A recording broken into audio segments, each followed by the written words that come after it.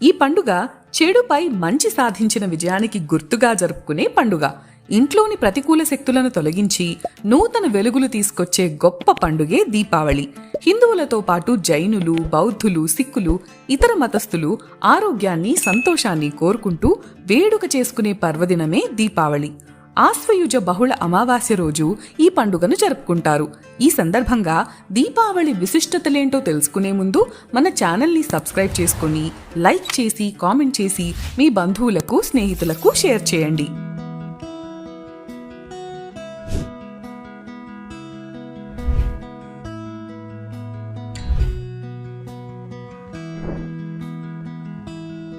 రామాయణంలోనూ దీపావళి ప్రస్తావన ఉంది. పురాణ కథనం ప్రకారం భూదేవికి, వరాహస్వామికి అసుర సమయంలో జన్మించిన నరకాసురుడు శ్రీహరి చేతిలో చావులేని విధంగా తల్లి చేతిలోనే మరణించేలా వరం పొందుతాడు. వరగర్వంతో లోక కంటకుడిగా తయారైన నరకాసురుడు ముల్లోకాలను పట్టి పీడించాడు. నరకాసురుడి బాధలు భరించలేని దేవతలు, మునులు, గంధర్వులు శ్రీహరికి తమ గోడు వెళ్లబోసుకున్నారు.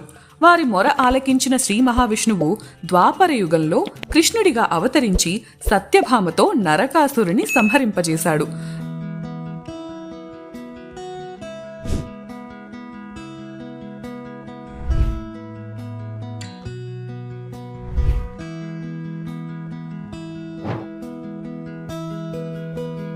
నరకాసుర సంహారంతో అందరూ ఆనందంగా పండుగ చేసుకున్నారు. చతుర్దశి నాడు నరకాసురుడు మరణించగా ఆ తర్వాత రోజు దీపాలు వెలిగించి సంబరాలు చేసుకున్నారు. దీపావళి అంటే దీపాల వరుస అని అర్థం. కొన్ని ప్రాంతాల్లో దీపావళిని 5 రోజుల పండుగగా జరుపుకుంటారు.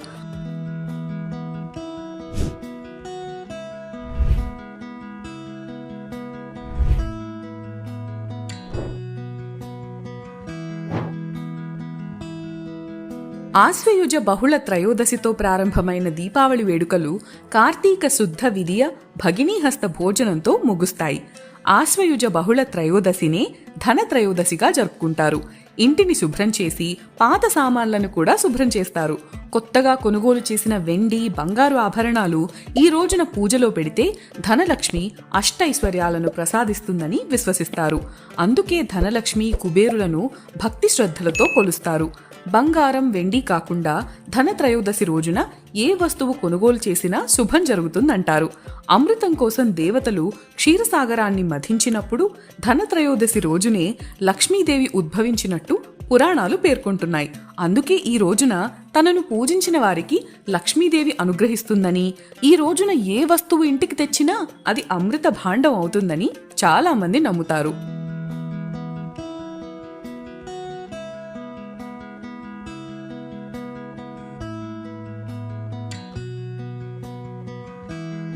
ఆరోగ్యానికి, ఔషధాలకి అధిపతి అయిన ధన్వంతరి జయంతి కూడా ఈ రోజే. ఆరోగ్యమే మహాభాగ్యం. అలాంటి మహాభాగ్యానికి అవసరమైన ఔషధకర్త ధన్వంతరి. క్షీరసాగర మథనంలో లక్ష్మీదేవి, కామధేనువు, కల్పవృక్షం, ఐరావతం లాంటి దివ్య శక్తులతో పాటు ధన్వంతరి ఆవిర్భవించాడు. ఒక చేతిలో అమృత భాండం, మరొక చేతిలో ఆయుర్వేద గ్రంథంతో పాల సముద్రం నుంచి తరలి వచ్చాడు. అందుకే ఆరోగ్యం కోసం, అనారోగ్యాల నుంచి శీఘ్ర ఉపశమనం కలగడానికి ఈ రోజున ధన్వంతరిని కూడా పూజిస్తారు. ధన్వంతరి కూడా శ్రీమన్నారాయణుని అంశ అని, ఆయనను పూజిస్తే లక్ష్మీదేవి సంతోషించి అనుగ్రహిస్తుందని అంటారు. అందుకే ఆయుర్వేద వైద్యులు చికిత్స ప్రారంభించేటప్పుడు ధన్వంతరిని స్మరించుకుంటారు. ధనత్రయోదశి ఆరోగ్యాన్ని, మహాభాగ్యాన్ని కూడా ఇస్తుంది. ఆశ్వయుజ అమావాస్య రోజునే దీపావళి పండుగ. ఈ సమయంలో ఇంటిని శుభ్రం చేసి రకరకాల పిండి వంటలు తయారు చేస్తారు. సంధ్యా సమయంలో గోగు కర్రలకు గుడ్డ పీలికలతో కాగడాలు కట్టి వెలిగించి గుమ్మాల్లో నేల మీద కొడుతూ దిబ్బి దిబ్బి దీపావళి, మళ్లీ వచ్చే నాగుల చవితి, పుట్ట మీద జొన్న కర్ర, పుట్టుక్కు దెబ్బ అని పాడతారు.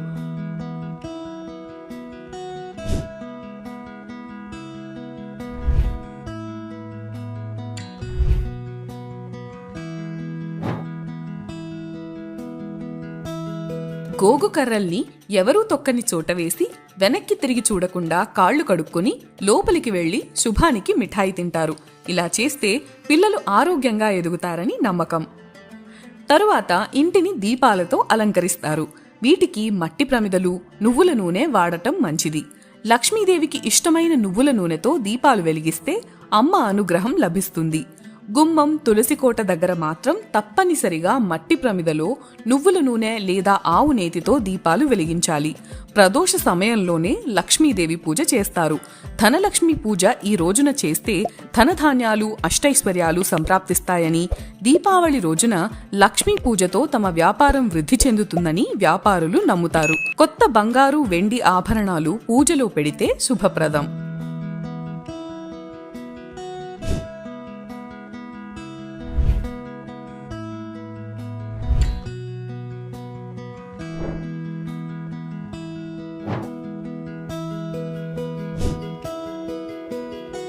ఈ రోజున యమద్వితీయ భాయిదూజ్గా జరుపుకుంటారు.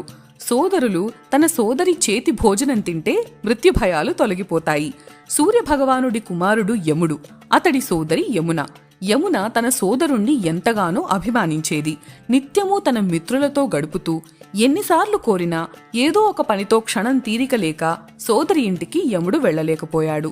ఈ పరిస్థితిలో యమున కార్తీక శుక్ల విదియనాడు తప్పకుండా రమ్మని ఆహ్వానిస్తూ వాగ్దానం తీసుకుంటుంది.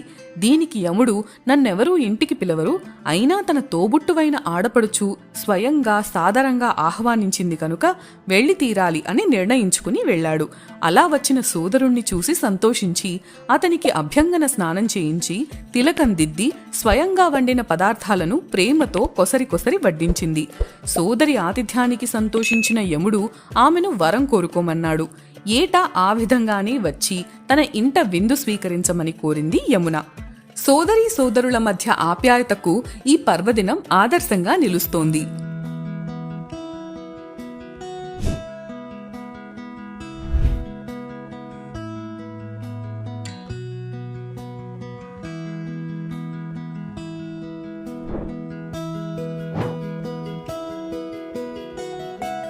దీపావళి మర్నాడు బలిపాడ్యమి. చతుర్దశి నాడు విష్ణుమూర్తి వామనుడి రూపంలో పాతాళానికి అణిచేసిన బలిచక్రవర్తి మళ్లీ భూమ్మీదికి తిరిగి వచ్చిన రోజు ఇదేనని చెబుతారు. బలికి పూజలు చేస్తారు. మహారాష్ట్రవాసులు ఈ రోజును నవదివస్గా భావిస్తారు. గుజరాతీయులకు ఇది ఉగాది. నందగోపాలుడు గోవర్ధన గిరినెత్తి రేపల్లెవాసులను కాపాడిన రోజు ఇదే. ఇదండి దీపావళి సంపూర్ణ కథ. మీకు బాగా అర్థమైందని అనుకుంటున్నాం. అలాగే మీకు, మీ కుటుంబ సభ్యులకు మా ఛానల్ తరపున దీపావళి శుభాకాంక్షలు తెలియజేస్తున్నాం. ఇలాంటి మరిన్ని వీడియోల కోసం మా ఛానల్ని సబ్స్క్రైబ్ చేసుకోండి. అలాగే అందరికీ షేర్ చేయండి. మర్చిపోకండి.